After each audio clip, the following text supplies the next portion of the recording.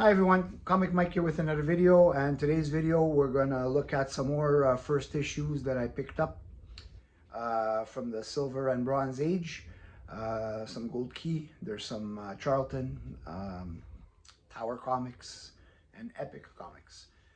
These are all books that probably I purchased within the last 2 weeks. So I haven't yet showed them, because when I was on Matt's channel, Matt Likes Comics, I did show some books that I haven't shown yet on my channel. This all came from the same package. I just separated them to some for Matt's show and some I'm gonna show on my channel. So first we're gonna look at Dreadstar #1 from Epic Comics. Epic Comics is a division of Marvel Comics, and this one is from 1982.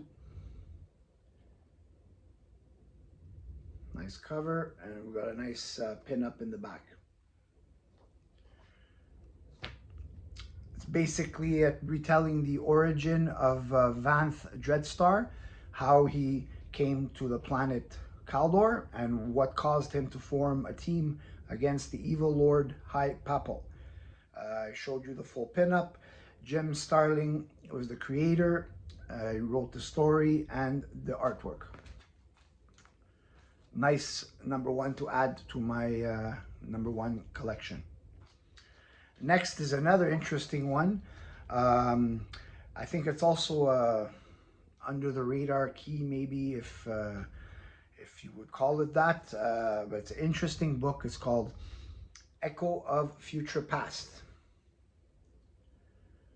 It's a beautiful cover, and this one is from 1984, and in 1984 Neal Adams and his Continuity Comics produced a line of comic magazines called Echo of Future Past. He introduces his version of Dracula, Frankenstein, and Werewolf with a really nice story, great artwork in there. And this also introduces first appearance of Bucky O'Hare, created by Larry Hama and Michael Golden. And honestly, I did not know that this was the first appearance of Bucky O'Hare. Let's take a look here.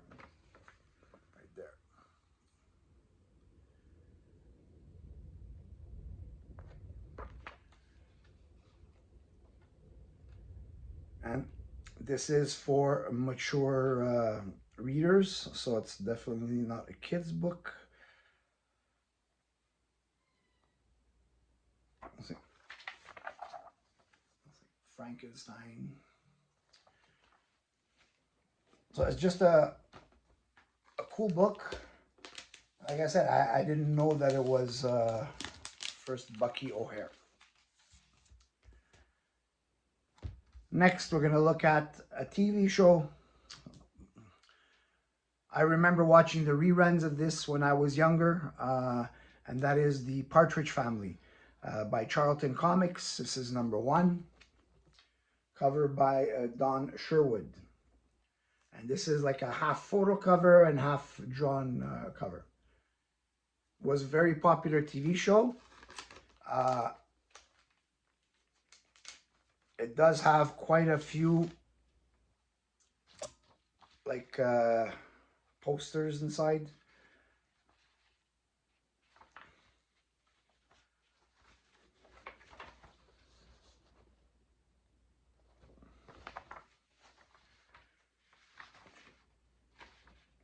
Oh, look at that. Danny Bonaducci.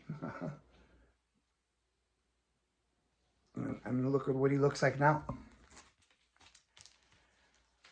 This book actually is not, you don't see it all the time, this book. You have maybe a few on eBay. It's a low census count on CGC. It's still a cool book to have, and very difficult to find this in a high grade. Probably because of the popularity of the show. There was lots of young kids and teens that were buying these comics, and obviously they weren't worried about preserving the integrity of the book for a future value. It was a different time back then. Next, we got a comic from Tower Comics from 1966. This is a war title and cover by Mike Sikowski and Joey Giella. This is basically anthology stories of World War II. First story being the crew of the Lucky 7 bomber flies a mission over Japan in World War II. Then a second story, Americans and Germans trapped in a desert in Africa negotiate over water. They both need to survive.